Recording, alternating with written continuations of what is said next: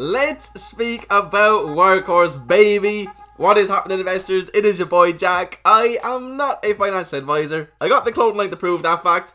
And today we have to speak about Workhorse and its 30% move yesterday. I mean, look at those candles, baby. Apologies I didn't make this video yesterday. I was feeling a little bit under the weather. I've been a little bit sick over the last 2 or 3 days. I'm feeling a good bit better today. But this is some news that of course we have to cover, okay? So, a lot of you will be aware at this stage that President Biden has came out and said he will make the entire 645,000 federal vehicle fleet electric. That includes 225,000 post office vehicles, obviously a considerable amount of which belong to the USPS, and we all know that a lot of the reason people are investing in Workhorse is because of the USPS contract potential. That is going to be the primary thing we speak about today. We're also going to speak about this Barron's article that says it's surging because of a market-wide short squeeze. So we will have a look at Workhorse short interest and see if that is part of the reason why Workhorse is going to be able to go up so quickly. And of course we will have a look at the price action. I mean, we've been following Workhorse a long time on this channel. I think I'm one of the fewer people on YouTube who still covers these on a weekly basis. So I'll give you guys my thoughts on the recent price action and what I think we should be expecting to happen next. A few price points of interest. But I mean, guys, yet again, Workhorse has gone and made all-time highs. And I, for one, am very happy to see this, and I know a lot of us had really nice days in the market yesterday. My portfolio was up 9.5%. The day before it was up 5.5%.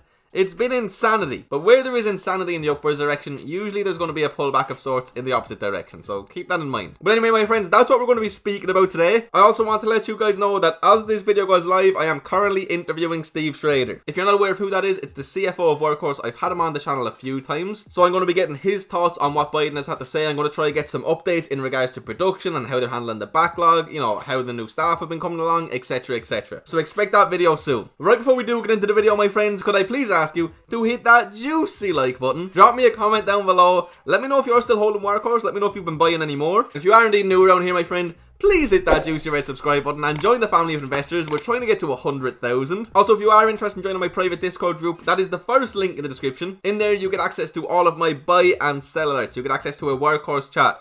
I let the guys in there let me know if they had any questions they wanted me to ask Steve Schrader today. You get to join a community of over 2,300 investors. January has been absolutely incredible to us, and we don't plan on slowing down. And if you'd like 4 free stocks on Webull, that's the second link in the description, my friends. You have to sign up, deposit $100. Really is that simple. So let's just start it off right here. This is the most important thing we have to speak about, and in my opinion, this is the primary reason that Workhorse went on that 30% run up. So President Biden will make the entire 645,000 federal vehicle fleet electric. And to anybody who's been in Workhorse for an awfully long time, this is something that we have anticipated happening. There was a lot of debate probably 4 months ago, 3-4 months ago, in regards to who would be better to have as the next president, just in regards to EV stocks. And then more so when it came down to Workhorse, there was sides both for Biden and for Trump. And I personally was always of the opinion that it didn't really matter. Both of them had good plans for the USPS. So this here is nothing surprising to me. I fully expected this to happen, and this has always been one of the biggest reasons why I thought Workhorse was a good investment. And we'll get into exactly why now. So the US federal fleet consists of over 645,000 vehicles, okay? This includes 245,000 civilian vehicles, 173,000 military vehicles, and 225,000 post office vehicles. So this is obviously what we're focused on with Workhorse. He talked a lot about American-made electric vehicles during his campaign, so it's important to understand. He doesn't just want electric vehicles, he wants American-made electric vehicles. We do not have a timeline for replacement, merely a commitment so far. So that is, of course, important to understand. It's not like he came out and said that this has to happen this quarter. He's given no timeline, okay? But a quote from Biden himself: "The federal government also owns an enormous fleet of vehicles which we're going to replace with clean electric vehicles made right here in America by American workers."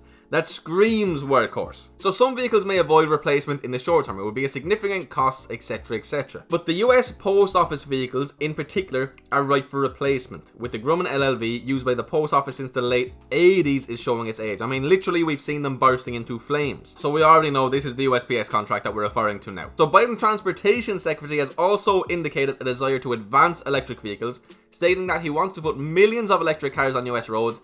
And I genuinely think this is just the beginning of a lot of good PR from Biden and his associates in regards to electric vehicles. And I think now we really are going to see a ramp up in these things being pushed and pushed and pushed, and ultimately getting more and more of these vehicles on the market sooner rather than later. So the thing about this piece of news right here, okay, is it didn't really change anything. A lot of us who have been investing in Workhorse for months and months and months fully expected something like this to happen. This is the option that always made sense, and this is the option that at some stage of life is going to be absolutely inevitable. So what is the point in putting it off, getting a new fleet, and just having to replace it later on down the line? It makes sense to stay ahead of the times when you are in a position such as this one. So I do believe this is only the beginning of lots of public press releases like this one. We all know how big Biden is on clean energy. Now there is another thing right here. Workhorse stock is surging because of a market-wide short squeeze. So they say Workhorse short sellers appear to be getting squeezed like other bearish investors in heavily shorted stocks.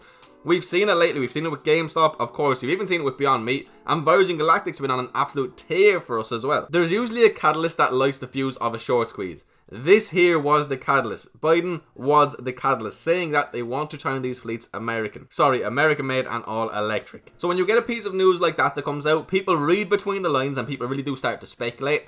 And they essentially think that it guarantees Workhorse a portion of the contract, considering they're the last all-American, all-EV company in the bidding as of this moment in time. But again, this does not guarantee anything, and Workhorse stock does still carry the same risk that it always has. The primary one being that there is no guarantee, and there is a lot already priced in regard to the USPS contract.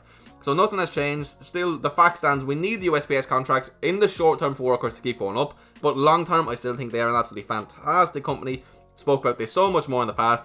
I think one day their horsefly drone tech is going to warrant them being at this price in itself, never mind the vehicles. Now if we actually do look at the short interest, you can see that yesterday it did go up to 21%, the short volume ratio. So yes, a lot of those guys did get squeezed out very quickly. You can see it has been going down though. A lot of the time, I mean, I've been watching this for months and months, they hover between 25 to 30-ish%. You can see they came down, and yeah, it looks like a lot of shorts did indeed get squeezed out, my friends. So with that being said, we're going to go over to the stock chart, because this is something we always like to do on this channel. And you can see it's been an immense few days. I mean, this week in particular, we started the week down somewhere around 23.60. We just made literal all-time highs of 32.91. If I show you the after hours, we're up a little bit higher. We have been up 4 or 5% today. We're actually down 4 or 5% in the pre-market as well. Look at that 5-day chart for me though, up 33.35%. From the bottoms, up even a little bit more, nearly 45%, my friends. I've watched Workhorse enough times to know that when we get huge up moves like this, it is followed by a downward move every single time. I also think that a considerable amount of the market is relatively inflated as of right now. So I expect market-wide pullbacks in all honesty. January has been incredible for a lot of our portfolios. But we all know what goes up very quickly must come down. So in my opinion, it's not a matter of if we come down, it's when and it's how far. And with Workhorse, for a long time, what I've been looking to see happen, okay, we have a lot of areas of support / resistance drawn out here. And they're very interchangeable with Workhorse because they are so volatile. Our very, very clear area of resistance is right at around 1924. So what I've wanted to happen for the longest time is to move that up here to about 2280. And to an extent, we did see that happen. You will see that we did come down below it very briefly, but we shot back up off of it. So now what I want to see happen with Workhorse stock is a new area of support being found. So it was 1924. Now we can somewhat confidently say it may be somewhere around 2280, maybe a little bit lower, right at around 22 on the dot. I'd like to see that move a little bit higher towards the $24.50, maybe even $25 mark. Because this is a volatile company, okay? There is high short percentages. There's a lot of people short on this company. There's a lot of bulls. There is some huge volume days here sometimes. We see huge swings. Now, I'm not saying that it has to come back down here. I mean, there's going to be a stage, more than likely, where it doesn't come back down to these levels. This would be the minimum that I'd really like to see. So again, I just want to see it stay above $24.50 essentially. In an ideal world, I mean, we don't have to come back down below $28 or so. Maybe even $30, but I think the odds of that happening are considerable, my friends. I want that to be made very clear. So I'm somebody following this company since here. I lived through the first period of consolidation, the first huge up move, the first big down move, the next big up, this period of consolidation. I've been through it all. It's been a journey, and I've been in it long enough to know that things like this aren't normal. Now, what does excite me is that you remember the last time we went on a huge dip, it was because the USPS contract was delayed again to the first quarter, and that's always going to lead to a dip with this company. But the recovery has been very strong, and there has been quite a bit of healthy price action. So we had that huge dip the 1st of December. We consolidated. We made an upward move. We made a downward move. Now we're making an upward move.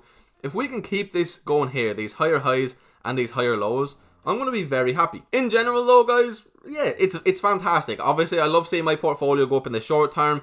I don't think it's going to last forever. I just gave you guys the price points I would be looking towards right now in this moment in time. I of course have zero intentions of selling any of my shares. Workhorse is a long-term investment for me. I think it only starts with the USPS contract. I think there's so much more to come from this company over the years to come. And I am just as bullish as always. I'm not really any more bullish or any more bearish because, again, I expected things like this to happen 4, 5, 6 months ago when I initially started investing in the company. But anyway, my friends, that's my update video on Workhorse. You can expect another one soon, the interview with Steve Schrader. If you watch this video all the way till the end, you, my friend, are a true legend, and I really do appreciate you from the bottom of my heart. Your support means the world to me. If you did enjoy today's video, could I please ask you to hit that juicy like button, drop me that comment down below, and please, my friend, subscribe if you're new around here. And again, if you are interested in joining that private Discord group, that is the first link in the description. Access to all of my buy and sell alerts, over 50 private channels, a community of over 2,300 investors.